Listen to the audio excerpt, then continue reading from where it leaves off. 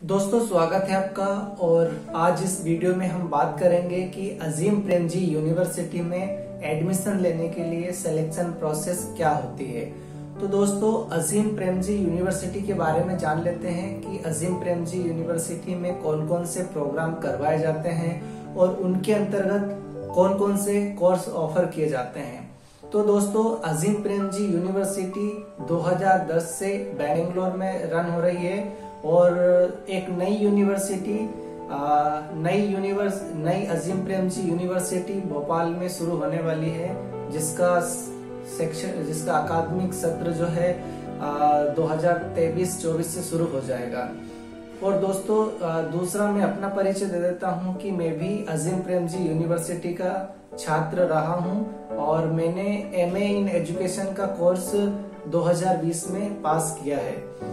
तो दोस्तों कुछ इस तरह से अजीम प्रेमजी यूनिवर्सिटी के बारे में छोटा सा परिचय, और उसके बाद में अजीम प्रेमजी यूनिवर्सिटी में अंडर ग्रेजुएशन और पोस्ट ग्रेजुएशन के 2 प्रोग्राम चलाए जाते हैं, जिसके अंतर्गत अलग अलग कोर्स ऑफर किए जाते हैं। तो खासकर इस वीडियो में आज मैं आपसे बात करूंगा अंडर ग्रेजुएशन प्रोग्राम में कौन कौन से कोर्स ऑफर किए जाते हैं, और उसी के साथ मैं बात करूंगा कि जी यूनिवर्सिटी में एडमिशन लेने का जो सिलेक्शन प्रोसेस होता है वो क्या होता है, और जो अंडर ग्रेजुएशन के प्रोग्राम है उसमें कौन कौन से कोर्स ऑफर किए जाते हैं, और पोस्ट ग्रेजुएशन के प्रोग्राम में कौन कौन से कोर्स ऑफर किए जाते हैं। तो विस्तार से मैं आपसे चर्चा करूंगा दोस्तों। तो आपसे आशा करता हूं कि आप इस वीडियो में बने रहेंगे और आगे इस वीडियो को देखेंगे। तो चलिए दोस्तों चलते हैं कंप्यूटर स्क्रीन के ऊपर। तो दोस्तों हम विंडो स्क्रीन पर आ चुके हैं। हम यहाँ पर टाइप करेंगे अजीम प्रेमजी यूनिवर्सिटी। दोस्तों मैंने पहले टाइप किया हुआ था इसलिए जल्दी नाम आ गया। तो आप क्लिक करेंगे तो आपके सामने कुछ इस तरह से पेज ओपन होगा। तो आपको पहली लिंक है उस पर ही क्लिक करना है और कुछ इस तरह से वेबसाइट का इंटरफेस आपके सामने खुलेगा। तो दोस्तों हम मेन्यू बार में एडमिशन एंड ऐड पर क्लिक करेंगे तो कुछ इस तरह से विंडो आपके सामने खुलेगा, जहां पर अंडर ग्रेजुएशन एडमिशन और पोस्ट ग्रेजुएशन एडमिशन और कैंपस लाइफ के बारे में 3 लिंक मिलेंगे। तो पहले हम अंडर ग्रेजुएशन प्रोग्राम की लिंक पर क्लिक करेंगे तो उसका पेज कुछ इस तरह से खुलेगा। तो आपके लेफ्ट साइड में कुछ इस तरह से आपको अंडर ग्रेजुएशन से रिलेटेड इन्फॉर्मेशन दी हुई है, जिसमें एलिजिबिलिटी क्राइटेरिया है, आपका एप्लीकेशन प्रोसेस एंड टाइमलाइन है, सिलेक्शन प्रोसेस है, फी एंड फाइनेंशियल एड है, और FAQs और कॉन्टैक्ट है। तो दोस्तों सबसे पहले देखेंगे कि हम अंडर ग्रेजुएशन यूजी प्रोग्राम के लिए किस तरह की एलिजिबिलिटी है। तो दोस्तों यहाँ पर पहले ही लिखा गया है कि अगर आपने 12th का एग्ज़ाम या 12th पास की हुई हो, या फिर आप 12th जुलाई 2022 तक पास कर लेंगे तो आप यहाँ पर अप्लाई कर सकते हैं। अगर आप अपना जो एग्ज़ाम है वो जुलाई 2022 से पहले दे रहे हैं तो आप अप्लाई कर सकते हैं। दूसरा आपने 12th एग्ज़ाम पास कर लिया हो और उसमें वो किसी भी इंडियन बोर्ड से हो सकता है, और उसमें एटलीस्ट 50% जो है मार्क्स होने चाहिए। वो कोई से भी बोर्ड से हो सकता है, ICSE बोर्ड हो सकता है, CBSE बोर्ड हो सकता है, और कोई से स्टेट गवर्नमेंट का बोर्ड हो सकता है। तो कुछ इस तरह से यहाँ पर एलिजिबिलिटी क्राइटेरिया है। उसके साथ दोस्तों यहाँ पर अंडर ग्रेजुएशन डिग्री के लिए कुछ इस तरह से कोर्स ऑफर किए जाते हैं, जिसमें dual degree in science and education में है, और BA इन इकोनॉमिक्स है, BSc इन फिजिक्स है, BSc इन बायोलॉजी है, और मैथमेटिक्स है, और BA इन फिलोसॉफी है, BA इन इंग्लिश है, और BA इन हिस्ट्री है। तो कुछ इस तरह से यहाँ पर कोर्स ऑफर किए जाते हैं। तो एप्लीकेशन प्रोसेस एंड टाइमलाइन, तो यहाँ पर जो है आप देख पा रहे होंगे कि 1 साल में एडमिशन लेने के लिए 2 बार एप्लीकेशन प्रोसेस का जो लिंक है ओपन होता है, और उन दोनों में अगर आपने पहले जो एप्लीकेशन प्रोसेस लिंक ओपन हुआ था उसमें अगर अप्लाई नहीं कर पाए हैं तो जो दूसरी बार होगा उसमें अप्लाई कर सकते हैं। तो पहले एक बार यहाँ पर एप्लीकेशन जो लिंक है वो ओपन हो चुका था अक्टूबर के महीने में, जिसे आप यहाँ पर देख पा रहे हैं। जो पहले लिंक ओपन हुआ था अक्टूबर में और दिसंबर में क्लोज हो गया था, जिसका जो एग्ज़ाम है एंट्रेंस टेस्ट है वो जनवरी में लिया गया था और पर्सनल इंटरव्यू उसका 29 जनवरी 2022 से 6 फरवरी 2022 तक चलेगा और उसका एकेडमिक ईयर जुलाई 2022 से शुरू हो जाएगा। उसी तरह से जो रेगुलर एडमिशन की प्रोसेस है तो उसका जो नेक्स्ट टाइम जो एप्लीकेशन प्रोसेस ओपन होने वाला था, एप्लीकेशन ओपन होने वाला था, उसका डेट कुछ इस तरह से जो जनवरी के मिड में एप्लीकेशन ओपन हो जाएगा और अप्रैल तक क्लोज हो जाएगा। फिर मई के महीने में उसका एंट्रेंस टेस्ट रहेगा और जून में पर्सनल इंटरव्यू, फिर उसी के साथ जुलाई में उसका एकेडमिक सत्र शुरू हो जाएगा। उसके बाद आप यहाँ पर देख सकते हैं कि यू कैन अप्लाई ऑनलाइन।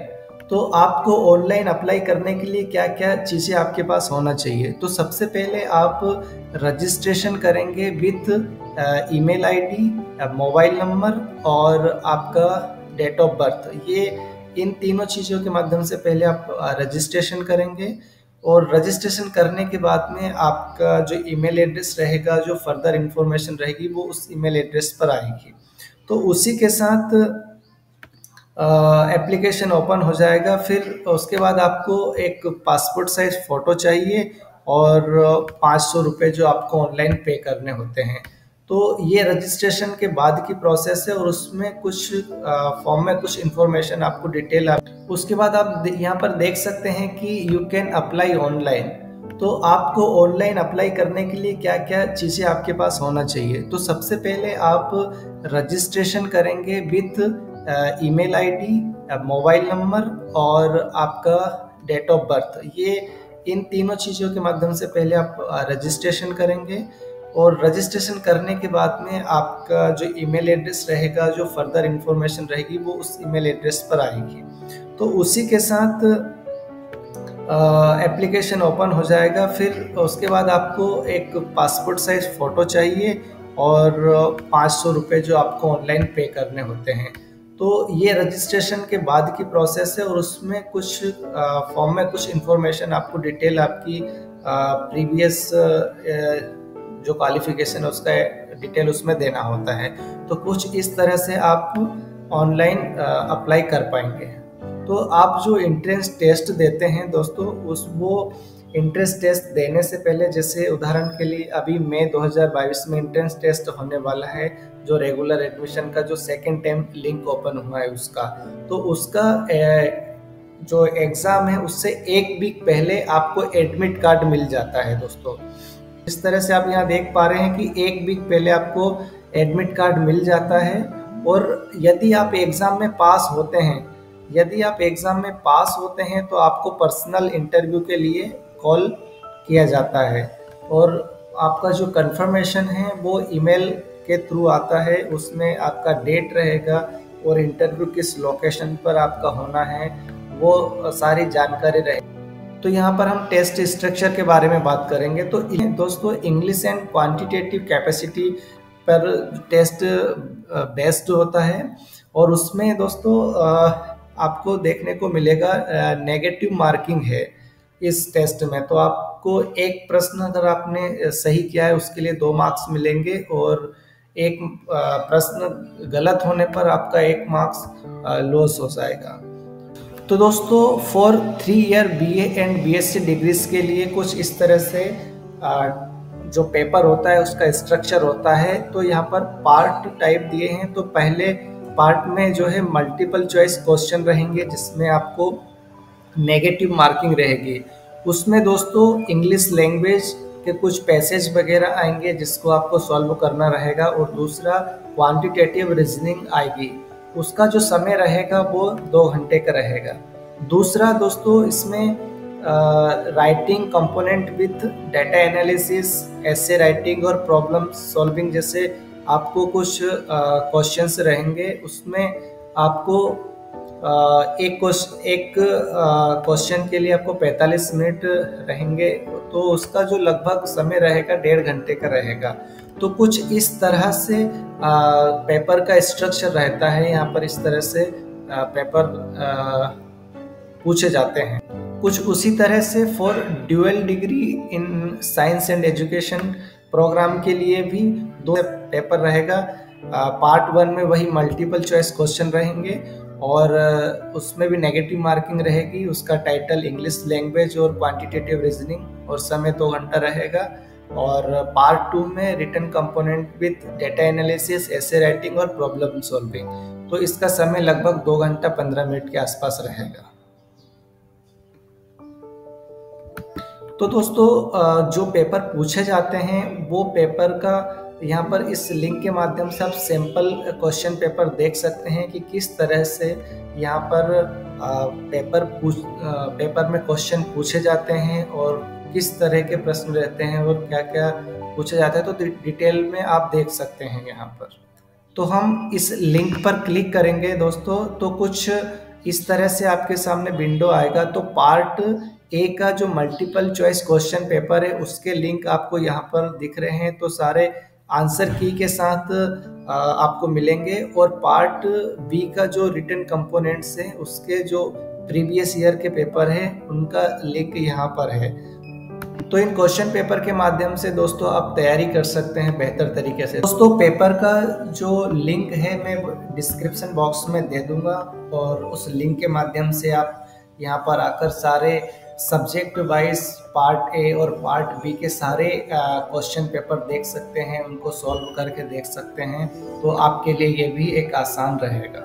तो दोस्तों अब हम चलते हैं फी एंड फाइनेंशियल एड। यहाँ पर देख लेते हैं कि फ़ी का स्ट्रक्चर कैसा है, किस तरह से यहाँ पर फ़ी ली जाती है, कितने समय में कौन सी मंथली फीस ली जाएगी, तो उसके ऊपर देख लेते हैं। तो हम इस पर क्लिक करेंगे तो कुछ इस तरह से हमारे सामने विंडो ओपन होगा।